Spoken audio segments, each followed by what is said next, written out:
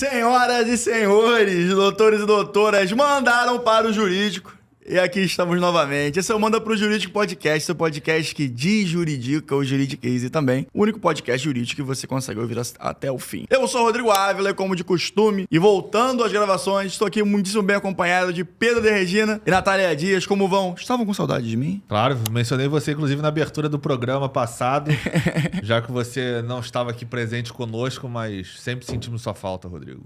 Eu confesso que quando eu vejo eu longe de vocês na telinha, eu fico um pouco enciumado. Não somente eu senti saudade, como a minha mãe que vai assistir isso semana que vem, falou: cadê o Rodrigo? Ele é sempre tão alegre. Senti muita falta dele na gravação. Mãe, a gente também sentiu falta dele na gravação. Fica faltando uma coisinha quando não estão os três aqui. É o sambalelê, aquele negócio assim que eu gosto de trazer aqui pra mesa. Ela falou uma coisa fofa, eu vou abrir aqui, minha mãe falou. Ela falou, eu sinto que o Rodrigo tem um coração de tutti-frutti. Eu não sei o que isso significa, mas se for com uma boa intenção, eu agradeço aí o feedback. Uma coisa doce, o Rodrigo tem um coração doce, com cheiro de tutti-frutti. É o coração pisciano. Deve ser por isso. É isso. Pisciano sempre, né? Emoção. Porém, por ascendente em gêmeos, então aí fica um negócio, uma mistura muito louca. Pra vocês entenderem, eu tô sentado entre um pisciano e um escorpiano. A minha situação aqui, ó, o Pedro. A situação é difícil, não é fácil. Mas vocês querem começar falando alguma coisa? Eu tenho uma coisa pra falar. Fala. Que inclusive foi uma observação que a nossa Rebeca Maia, queridíssima, fez. Que eu acho que, enfim, não sei se vocês sabem. Vocês sabem qual é o percentual de pessoas que nos seguem, que nos assistem e não nos seguem, em média, nos nossos vídeos? Não. 78%. Poxa, gente. Eu acho que fica aqui a necessidade da gente refletir sobre isso. Dito isso, senhoras e senhores, doutores e doutoras, se inscrevam no canal, curtam, comentem, compartilhem, nos sigam nas redes sociais, toda interação é muito mais que bem-vinda. Dando início à pauta. Falando em sambalelê, um público, uma categoria que tem que ter sambalelê para sobreviver é o empreendedor brasileiro. De acordo? Isso, 1000% de acordo. 2000%. O Pedro excelente gancho. Esse é sensacional. Essa era a falta que a gente tava sentindo, isso aqui, Rodrigo. É o tutti-frutti. É a mistura do Brasil com o Egito, vai. É isso aí. Eu até perdi um foco aqui. É o empreendedor brasileiro. E o empreendedor brasileiro visando fugir de exposições que afetem a imagem dos seus negócios. Teve uma sacada sensacional. Diz que só um empreendedor brasileiro pode ter. Uma sacada sensacional e jurídica. Eu não sei quem foi o primo desse empreendedor que falou. Ou a prima, que, cara, tá de parabéns. O cara foi muito bem na sacada. E a pessoa jovem também, tá? Isso tem que ser foi dito. no almoço de domingo, Rodrigo. Com certeza, foi aquela lasanha da nona que foi lá e falou, cara, tem que fazer isso. É o seguinte, gente, agora tentando explicar mesmo de fato o que aconteceu, uma notícia que me causou muitos risos, boas risadas, que é o seguinte, o pessoal que não é de São Paulo talvez não conheça, o Celso Russomano, que é um cara que já se candidatou a prefeito, governador em São Paulo, e tem bastante fama lá, né? É Sim. Bem reconhecido. E ele ficou muito famoso por ser o fiscal do consumidor, alguma coisa nesse sentido, não sei se essa é a expressão correta. E ele ia com a sua câmerazinha fazer essa de fiscal do consumidor, batendo de frente com os empreendedores, com os lojistas. A maioria são lojistas. Só que ele divulga esse conteúdo nas redes sociais, no YouTube, em várias frentes. E visando o empreendedor, né, evitar que o Celso Russomano poste esse conteúdo, ele começa a colocar certas coisas no seu empreendimento que impedem o Celso Russomano de fazer o conteúdo dele ou de manter o conteúdo ou dele. manter o conteúdo dele nas plataformas. Sabe o que eles estão fazendo, gente? Eles estão colocando trilha sonora, fundo musical dentro das suas lojas da Disney. E aí, por que eles fazem isso? Porque a Disney não permite que sejam divulgados os direitos autorais de obras da Disney na internet, nas plataformas como TikTok, YouTube, Instagram e etc. Ou seja, uma vez o Celso Russomano colocando esse conteúdo nessas plataformas sem licenciamento, ele automaticamente ele toma ban e o vídeo sai do ar. Então, naturalmente, o empreendedor se protege. Eu achei isso incrível, cara. Eu achei maravilhoso. Eu vou contar uma história do Manda Pro Jurídico sobre isso. Uma vez estávamos numa entrevista e aí o Pedro do meu lado, o Rodrigo do outro lado com um convidado. E eu fiquei muito empolgada na entrevista. Gente, sou sagitariana, com ascendente aquário. Eu vou. empolgada e começa a pensar em música, em poesia, não sei o quê. A gente fez umas citações, o convidado em si fez umas citações que me remetiam a uma música específica do Caetano Veloso.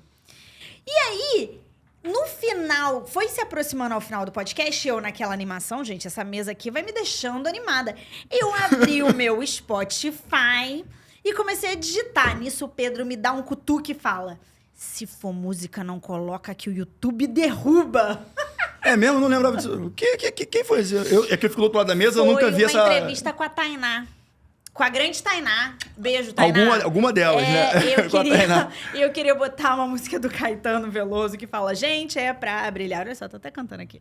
Mas enfim, aí ou seja, né? O Pedro, ele nunca sai da persona advogada. Aí eu saio, tá, gente? Aí quando você vê, eu já tô aqui em outro lugar. Já tô fã do Caetano Veloso, fã da Tainá e queria botar a música. Aí o Pedro: Natália, não coloca, senão o YouTube vai derrubar. Aí... Pedro podia ter dado essa dica pro Celso Russomano, não. Pros empreendedores lá do Brás, lá atrás, é. Brás que tá famoso no Big Brother agora, inclusive. Por quê? Ah, que tem a menina lá, a Bia do Brás, que tá super na fama. Mas isso aí não é jurídico, então pulemos essa pauta. Pedro, alguma observação? Já deu alguma... Você, como assessor jurídico, já fez essa dica para algum cliente seu ou algo com um insight parecido? Não, para cliente não, mas agora que eu não lembrava do caso, mas depois que a Natália falou, eu lembrei exatamente da ocasião. Mas, cara, é muito bom porque, coincidentemente, essa semana, a Patrícia me mostrando os vídeos, tipo assim, meme. Quem tá do mostrando? Celso Russo, a Patrícia. Ah, a Patrícia. Do Celso Russomano, né? E ele é deputado, assim, eu não acompanho essa galera, ele mas é um assim, político ele é deputado, famoso lá na é. região. Ele E ela tava soube me fazer o jogo explicando, dele. tal, isso aqui, tava mostrando os vídeos. E aí os comentários, o que eu mais gosto do Instagram hoje em dia são ver os comentários dessas postagens. Eu acho que esses caras, os comentaristas tops, hoje eles recebem alguma coisa, cara. Porque tá cada vez mais profissional e mais E entretenimento. agora tem nos sempre comentários. comentário. Eu vim aqui só pelos comentários, né? Eu sempre curto esse comentário. Assim. E aí eu tava falando, tipo assim, o nego chamando... Pô, veio o Celso Urso Manco, não sei o quê. Aí começa a inventar vários nomes pra ele. E assim, na condição de deputado... Ele muito se legitima pelos vídeos que eu vi, de falar que ele tá ali como um representante popular, por isso que ele faz toda aquela Sim. encenação, querendo ou não, né? De ir lá, fazer a fiscalização e tal, porque ele não está ali na condição de entrevistador, sei lá, de cidadão, apresentador de programa. Ele tá ali como um deputado eleito pelo povo e ali ele tem que fiscalizar se as normas estão sendo cumpridas ou não. Mas ele faz meio que um datena do consumidor, né? Essa linha é mega tênue, obviamente, isso não subsiste, não vai ter muito coro se você for levar isso adiante. Mas essa tomada de decisão eu achei genial, porque o cara consegue, numa filigrana jurídica, querendo ou não... Total. Ele derrubar toda a arquitetura e todo o circo que o cara ama. E faz há anos. Faz há anos. Então, assim, foi talvez não numa lasanha da nona, mas numa feijoada com caipirinha. O cara falou, porra, lança o vídeo da Disney lá que vai derrubar o negócio e vai se... Cara, E você sabe como é que... isso é sensacional, porque assim, você não precisa criar uma disputa jurídica. Não precisa. Você precisa... discutir com o cara como ficava aquela discussão, chama a polícia, aí veio a polícia, aí o cara fica ali meio fudido com a câmera filmando ele é meio constrangido sem saber como é que ele vai agir diante das câmeras. E aí o cara simplesmente bota a porra da música, acabou, derrubou o vídeo, resolveu tudo. Resolvido. Equação matemática perfeita ali, Cara, solucionada. na prática, ele pega a própria plataforma parece que o empreendedor que leu as regras da plataforma do YouTube, por exemplo, e não o Celso Russomano. O cara jogou com o regulamento embaixo do braço, né? Exatamente. Pô, sensacional. Adoro essas iniciativas. E aí, pegando uma coisa que aí eu lembrei, quando eu olhei a pauta, eu lembrei. Meu grandíssimo marido é fã do Mauro César Pereira. Não sabia quem era, hoje em dia sei muito. Quase meu melhor amigo. Chamar ele aqui na entrevista. Só não chama ele de Maurinho que ele fica puto. Eu vi esse vídeo, Essa inclusive, treta aí foi... pra vocês verem o meu nível, eu vi esse vídeo. Mas enfim, eu outro dia vi lá, o Diego tava vendo um vídeo do Mauro César e quando ele tava falando, aparece assim, do lado, assim, da parte dele falando. O canal do Mauro César, eu acho que esse é o nome do canal dele, se não for, gente, enfim, o nome do canal. Do Mauro César. O canal do Mauro César não autoriza que você retire trechos desse vídeo para reproduzir em qualquer outra plataforma. Porque o que os próprios usuários do YouTube fazem muito? Eles retiram trechos de vídeos que são vídeos famosos, ou com personalidades famosas, ou com falas impactantes, e eles fazem corte daquilo, pra eles conseguirem ganhar a monetização. like, monetização, visualização. Só que a pessoa, quando ela diz expressamente que ela não permite isso, ela não está permitindo a monetização, ou seja, ela não tá licenciando a imagem dela pro cara lucrar. E eu achei interessante, porque aí, quando eu bati o olho na pauta, a primeira coisa que eu pensei foi no Mauro César, com um negocinho escrito assim do lado. E esse lance que você tá falando aí, eu até puxando um gancho que eu nem tava planejado pra falar na pauta. Eu acho que tem um efeito da casimerização do entretenimento, né? Que o cara, hoje em dia, faz muito também, por exemplo, vai lançar uma matéria da Globo, assim, aleatória. Aí o cara põe a matéria, põe ele ali meio que reagindo ao vídeo e faz um comentário no final. Mas quer dizer... Sim, ele só quis ganhar a visualização, o like. Inclusive, o próprio Casimiro já enfrentou desafios com isso, né? Para conseguir autorização para fazer reacts de algumas coisas. É uma negociação que ele faz, né? Para fazer tudo nos conformes, não é fazer como essa galera que pode ser considerada pirata, entre muitas aspas, faz, entendeu? Fica aí é uma tendência. Se você for no YouTube hoje em dia, você vai achar várias pessoas que fazem isso. Por exemplo, o Flow autoriza a fazer essa questão dos cortes, libera tranquilo.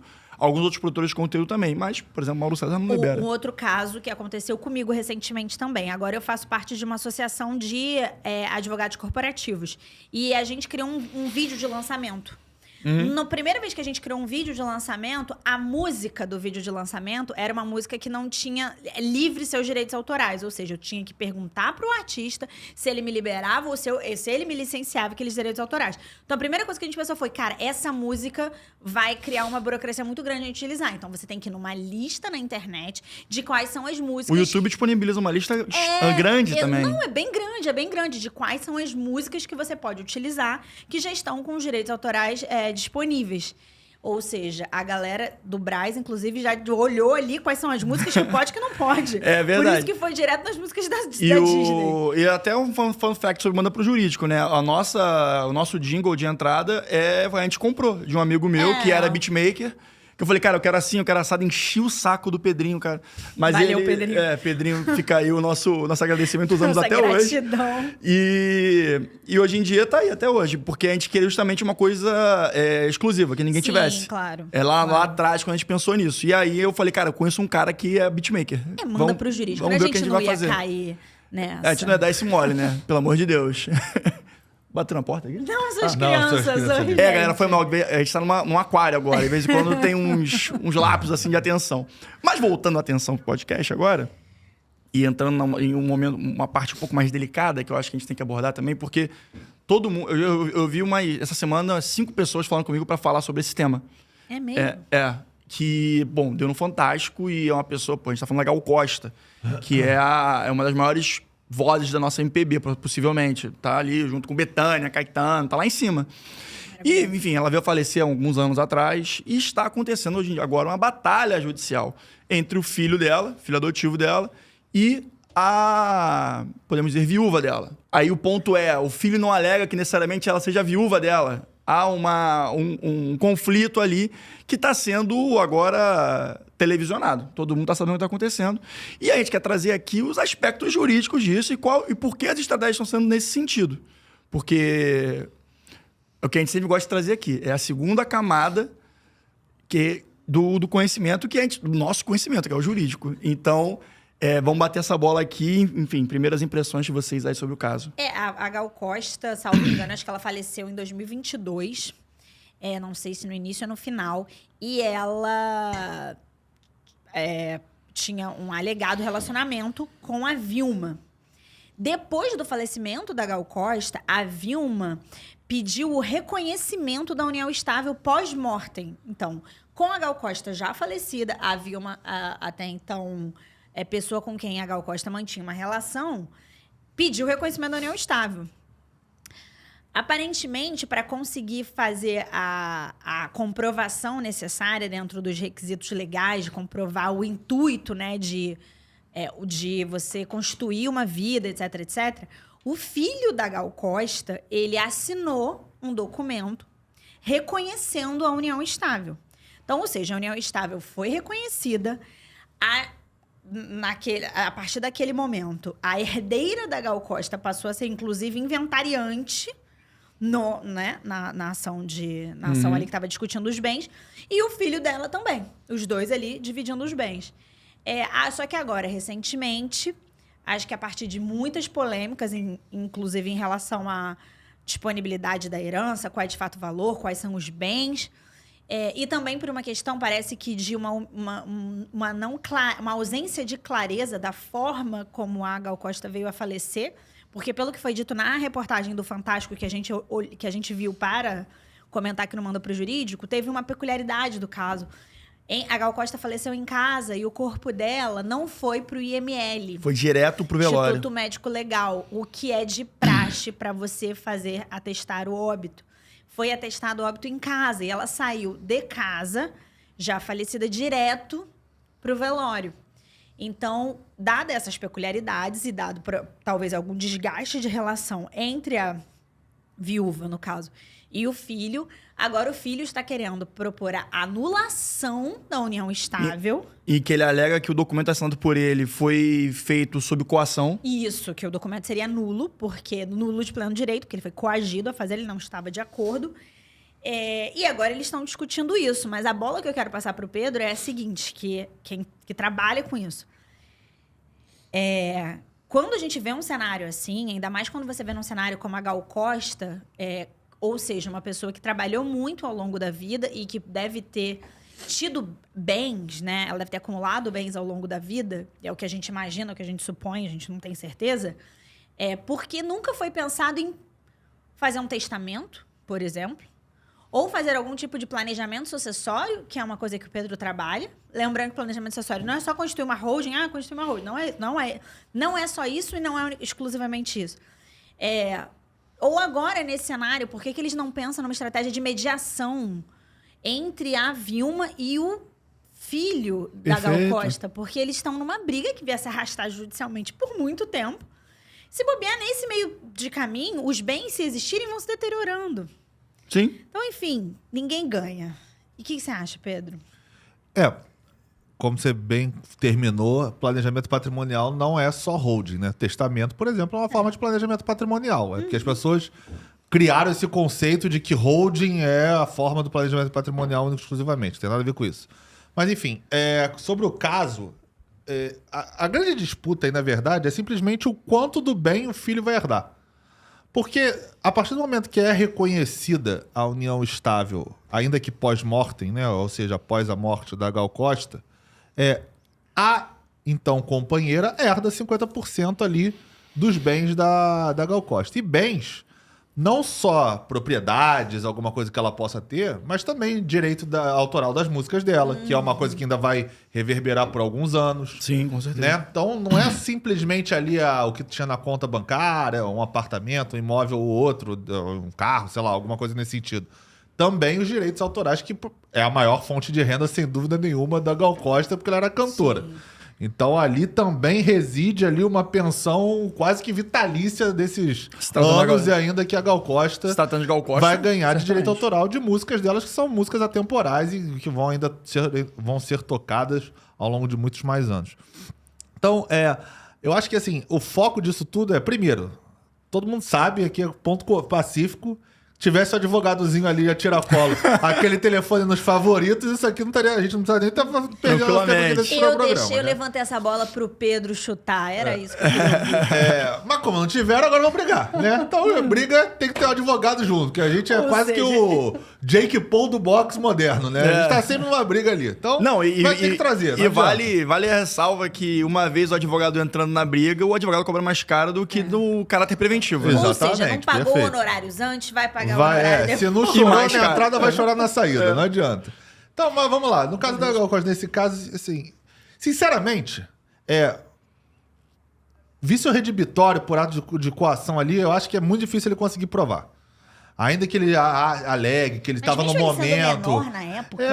Mas alguém representou ele, né? Alguém deu ok, né? Mas aí você acha que isso não poderia... Quem representou ele no ato? Essa é uma boa pergunta. A gente não tem essa informação. A mãe tinha falecido, ela não era constituída como mãe. A Marcela também. Ceribelli não falou. Então, aí, por exemplo, isso é uma informação que a gente não tem. Se ele era menor na ocasião, alguém deve ter tido Ela que fa- representá-lo, ela né? fa- Quando ela faleceu, ele tinha 17 anos. Ah, entendi. Então ele é menor público, não era impúblico. Mas Isso, beleza. isso. Não sei como é que foi assinado, não acompanhei o caso pra saber se alguém representou ele, se ele foi lá simplesmente assinou um documento. Essa informação não se foi o documento está da forma prescrita na lei, por exemplo. Como é que foi esse exatamente. documento? Pode buscar essa anulação também. Enfim. Ou se simplesmente elaboraram uma prova e ele simplesmente fez uma ratificou. declaração ali da... Enfim, Olha, vivíamos isso- juntos sim, elas vivem juntos Eu não desde tenho que eu essa nasci. informação, não tem como cravar a resposta jurídica. Mas, enfim, se for alguma coisa judicialmente, alegar ato vício redibitório, algum ato tipo coação, alguma coisa de dolo, alguma coisa assim, você tem que... É difícil fazer essa prova judicial, mas no caso dele menor, não sei como é que é o documento, enfim, pode ser que caiba. Segundo ponto, eu não vejo muito problema da pessoa ser o inventariante, tá? Vou ser bem sincero, na prática. O brasileiro, assim como ele não gosta de falar de morte, ele tem um apego a questões patrimoniais. E aí ele quer ser o cara que vai gerir ali o patrimônio e vai tomar conta, ele que vai tocar aquele inventário. Isso é mó furada. Porque as pessoas não sabem, e aí não sabem porque também não contrata advogado, é que você ser inventariante não significa que tu vai gerir o bem vai ser seu, não. Significa que você tem prestação de contas, significa que você tem que prestar conta da forma prescrita em lei. Se você não prestar conta, você pode ser responsabilizado. Então, se o filho dela não conseguir comprovar que o ato foi nulo, eu acho que ele devia deixar, inclusive, a mulher gerir. Já que teve união estável, foi decretada judicialmente a união estável, então, já partindo nesse ponto, deixa ela ser, até porque aí já vai pro requisito legal de Código Civil e Processo Civil, que vem primeiro o cônjuge e depois é o herdeiro, né? Então, naturalmente, já seria ela. E aí, o que ele tem como mecanismo jurídico é encher o saco dela na ação de contas, na prestação de contas. Sim. Mas eu Ficar acho de que fiscal de contas Mas eu mesmo acho que dela. a briga deles atual, pelo que eu vi na reportagem do Fantástico, que o Rodrigo trouxe do YouTube, é que existe uma ausência de clareza em relação a quais são os bens da Gal Costa, quanto de fato existia, porque fica uma alegada dívida que como se fosse a dívida fosse superior ao montante de bens possivelmente herdado, e que não há uma clareza em relação a isso. Então, a impressão que eu tive, que obviamente, dado que eu vi uma reportagem de 20 minutos, que a questão reside na ausência de clareza do que ocorreu, tanto do falecimento quanto dos bens, de fato. Ela tinha bens? Quais eram os bens? Esses imóveis existem? Não existem. Existe dinheiro? Não existe. Existe joia? Não existe. Não é uma coisa clara. Por isso que ele briga por essa questão do inventariante Então, também. mais um motivo ainda pra ele não querer ser inventariante. Deixa ela provar quais são os bens e ele vai atrás só pra fiscalizar se tá certo ou se tá errado. Seria uma... Eu entendo que seja uma... Imagina a responsabilidade de você saber... Desculpa te interromper, Claro, Rodrigo. claro, vai. Imagina a responsabilidade de você saber... de ter que saber quais são os bens, se você não sabe da totalidade dos bens e se esses bens estão todos previstos no inventário. Se não estão, você vai fazer sobrepartilha ou você vai entrar com uma ação de contas porque você está achando que o inventariante está ocultando algum bem para benefício próprio. Cara, deixa ela se ferrar e e só coordena, entendeu? Então, assim, o cara era filho. Minimamente ele tem uma noção do que a mãe tinha. E se não tem, você tem certidões, você tem meios de descobrir algumas Sim, coisas. A sim. joia é mais difícil? É mais difícil. Você vai ter que saber uma foto, você vai ter que saber previamente que aquela joia existia, um relógio, alguma coisa assim, que não é declarado. Mas bens imóveis. patrimônios, imóveis, conta bancárias, pede o extrato. Você solicita ainda que judicialmente o extrato da data do óbito, inclusive. Até porque tem que ser da data do óbito, porque você precisa, para fins legais, pagar o imposto, que é o ITCMD, na data do óbito. O que vale é a data do óbito. Então, isso tudo vai ter que ser pedido judicial. Isso vai chegar no momento judicial que vai ser pedido. Então, pra que você quer chamar filho da Gal Costa? Gabriel. Se você ainda não tem um advogado, dá uma ligada pra gente lá. Porque...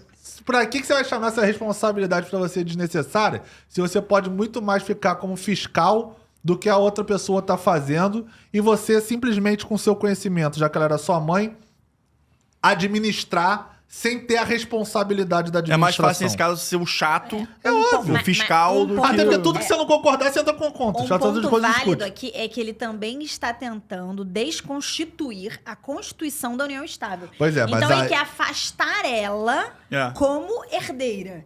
Ele quer retirar a característica de cônjuge e afastar dela a condição de herdeira. Então, acho que a primeira discussão dele é essa. Sim. Inclusive, ele diz que não havia uma relação, ou seja, não havia nenhum requisito de união estável na relação delas. Agora que ele tem... assim, se ele tinha 17 na época, né? Agora Ele tá com tem 19, 19 20, anos. Por isso que eu falei lá no começo que ele tem que ser provado judicialmente se teve a declaração de união estável, né?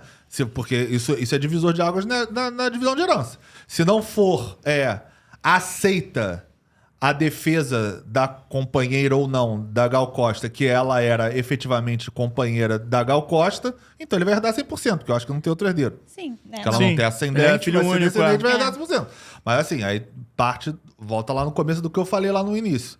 Tem que ver se vai ser decretada. Se for decretada a união estável pós-morte com a Gal Costa, aí, cara, aí vai ter que fazer a divisão entre eles, não adianta. Não, e agora a gente fica nessa situação, porque o que o Pedro falou, cara, eu acho que você trouxe essa sua abordagem. Na verdade, gostei de duas abordagens, uma que cada um trouxe. A mediação, sempre nesses casos de direito de família, é uma opção interessante na minha cabeça. Mediação esquece, não vai ter. Não, Vai ser judicial. Agora que, Nesse caso, não vai caber. agora que espetacularizou tudo, acho que já foi pro saco, já era. Não tem muito como falar, mas cabe sempre... Eu, na época de faculdade, eu fiz aquele história e modelo, né, que a gente fazia no finalzinho, e eu participei de algumas mediações de família. Cara, eu achei bastante efetivo, assim. 50-50 dava certo. E era uma coisa que eu era descrente. Falar, mediação, não sei o quê. Aqui é Brasil, terra do litígio, não sei o quê. Só que não. Muitas vezes as pessoas, até por um convencimento do mediador, né? Das dificuldades que uma batalha judicial traria.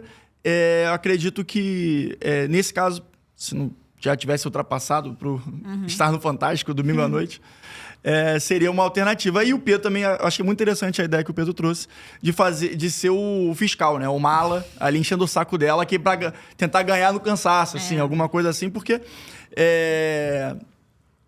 essa espetacularização, assim, e aí cada advogado pode adotar uma estratégia diferente. A gente já viu casos de advogados que eram especialistas em trabalhar em casos midiáticos. Então, ele tem uma habilidade de manipulação ali da informação, sem ultrapassar as barreiras jurídicas, que de repente o cara pode ser interessante. Mas essa ação assim mais behind the scenes que o Pedro propôs, eu acho muito mais interessante e menos desgastante para todo mundo. Que, por exemplo, agora todo mundo sabe como é a cara do Gabriel. Sim. E da Vilma. Não sei se talvez o Gabriel, por ser uma pessoa mais nova, soubesse das consequências de botar o rosto no Fantástico, né? No horário nobre da semana, praticamente. No fundo, tudo tem solução, né? Por exemplo, a própria mediação, se eles chegarem num acordo lá entre eles, ele pode. Seria, óbvio. Improvável. Mas assim, pelo que a gente viu no vídeo, pelo que a gente não foi noticiado, eles estão, 880. E aí, nesse caso, não adianta. Vai ter que ser judicialmente resolvido. Tá no ponto do Gabriel pedindo um processo de exumação do corpo para ver a real causa do falecimento da mãe. Quer dizer, apesar de não ter falado, todo mundo sabe o que ele tá supondo ali, que ele tá provocando quando você fala de exumar um corpo, né? Mas nesse caso sempre tem a questão do dinheiro, né?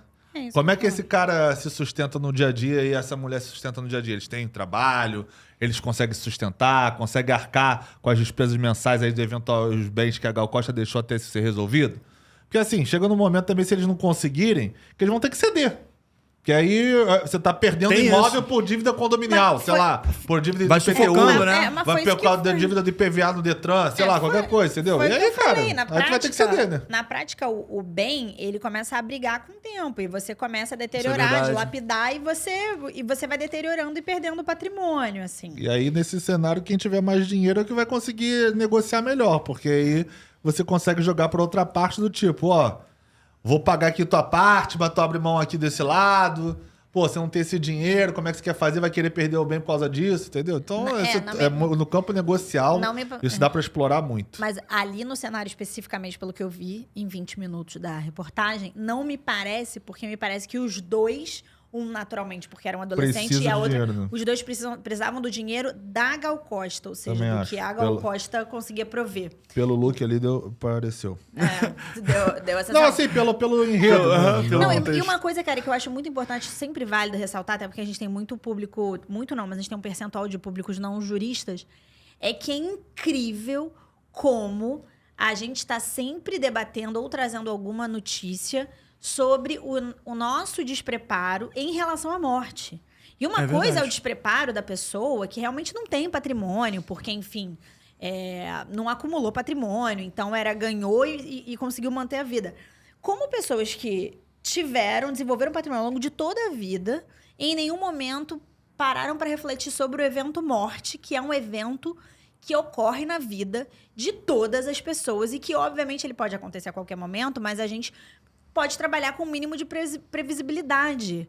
Não pensar na morte, além de encarecer depois que você morre, isso gera um transtorno muito grande para quem fica. Veja essa situação que talvez de alguma forma pudesse ter sido resolvida. Enfim... Vocês falaram agora Mas sobre... os advogados estão aí ganhando não saber dinheiro. lidar. É muito questão cultural, né? os O advogados estão ganhando latino dinheiro tem com isso. dificuldade de lidar com o cenário morte. Essa frase é uma que tá no bingo do Pedro, né? O latino tem dificuldade com a mãe. Sempre fala a gente isso, é mas muito é verdade, sentimental. Sou tem uma questão apenas um rapaz cristã. latino-americano, no caso do Belchior, ele não tinha dinheiro no banco. Já Gal mas Costa, eu imagino que tem. Já Gal Costa, a gente acha que tinha dinheiro no O banco. Belchior deve ter essa música, mas assim, é a dificuldade. Você vê outras culturas, por exemplo, eles tratam muito melhor a questão morte, o evento morte, e por isso se planeja e conseguem resultados melhores. Eu acho que parte também de um despreparo para gestão patrimonial também, né? Porque aqui no Brasil, muita gente... A gente fala isso, né? Que o brasileiro tem um pouco de vergonha de enriquecer, de constituir patrimônio. Uma vez tendo vergonha disso, você não pensa também o que vai ser do patrimônio após a sua morte. Eu acho que patrimônio, morte, a vida acabam se confundindo aí nessa imaturidade cultural. Eu discordo um pouco, mas no meu mero achismo de espectadora da vida. Eu acho que a gente estamos nessa aí nesse momento. Eu acho que a gente tem dificuldade de passar pelo first step, que é refletir sobre a morte. Natália Dias irá morrer em algum momento. E isso cria impactos, entendeu? Então, Sim. assim, eu acho que a gente tem dificuldade de refletir sobre o first step da existência, que é o evento da morte. Eu acho que, claro, pode ter essas questões de patrimoniais, meu Deus, mas aí se eu construir uma holding, eu vou estar deixando meu dinheiro. Tem muito eu acho que, isso, inclusive, né? tem muito essa questão do deixar pro próximo. Assim, não que o pai ou a mãe, ou sei lá, que não queira deixar pros filhos ou pros seus herdeiros, mas Tipo, a sensação de perda ou de passando em delegação vida. patrimonial é muito complicado também. Outra coisa que a gente nós latinos não lidamos muito bem com essa situação. A passagem de bastão é algo extremamente complicado, ainda que você possa botar cláusulas que ele ainda vai ter a gerência, que ele ainda vai ter o controle daquela empresa ou daquela questão patrimonial, mas mesmo assim, você falar com um cara que ele vai estar já passando em vida o patrimônio dele é uma batalha. É uma batalha. a gente vê. Seguindo nesse papo de vida e morte, patrimônio e etc. O que vem na Ficou até nervosa, né? Ficou até nervosa com a próxima. Mas eu acho que tem uma conexão aqui, de certa forma, então por isso que a gente tenta botar tudo no mesmo dia, na mesma gravação. É o caso 3, Natália, da pauta. Ó. Ah, show! Bingo. Quinta-feira, gente, 9 da noite. Que aí eu vou... Público ouvinte, até YouTube espectador, que seja lá o que maneira está consumindo o nosso conteúdo. Eu vou imaginar, vou ilustrar para vocês um cenário. Imagine aquele velório. Aquele velório que infelizmente acontece, e a gente tem que estar presente também para fazer a passagem da pessoa para o próximo plano. E que a amante aparece. Aquela cena de novela. Aquela loucura, aquela coisa aí, novela das 7 ali, confusão. Ou aquela coisa da vida real mesmo, né? Acontece também. Mas que é uma cena muito reproduzida em novelas. E aí, a amante, no caso, tem direito a um seguro de vida, Pedro. Pelo menos de acordo com a declaração do falecido. E aí, o filho, que também estava como segurado, entra na justiça para reaver isso sob a nossa legislação que privilegia o matrimônio e a monogamia. Disserte, Pedro. Exatamente isso, porque nós somos um país ainda que não acolheu, legalmente falando, a poligamia. Então, se você é casado com uma pessoa e quer burlar a vocação hereditária passando seu patrimônio para outra que não esteja dentro desse rol, você está burlando, querendo ou não, a ordem sucessória. Então, se você é casado, tem filhos, existe uma ordem de você herdar esse seu patrimônio. É a vocação hereditária que se chama. Então, a partir do momento que o cara ou a mulher faz um seguro de vida, doa um bem, dá dinheiro por fora, que seja para alguém que é uma concubina, ou alguém... Concubinatas, as expressões jurídicas maravilhosas. Relação extraconjugal ali, você está violando o direito do herdeiro de receber aquele bem.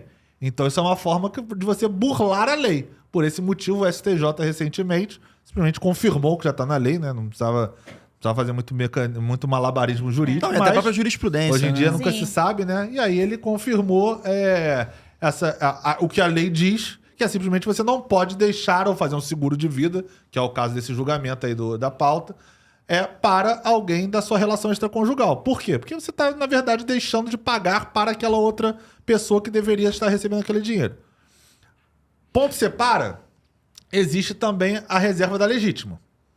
Né? É verdade. E é aí, verdade. né, se você tem um patrimônio, para fins de contas rápidas, de 100 milhões de reais, você tem direito a, por exemplo, fazer o que você quiser com 50 milhões. Então, esses 50 milhões você pode fazer uma doação, você pode queimar, acender uma tocha, fazer uma festa aqui, alugar o shopping inteiro, chamar todo mundo, pagar pra todo mundo. Patrocinar a gente, por que não? Fica aí a dica. Patrocinar a gente, comprar caneca nova, que a gente tá precisando.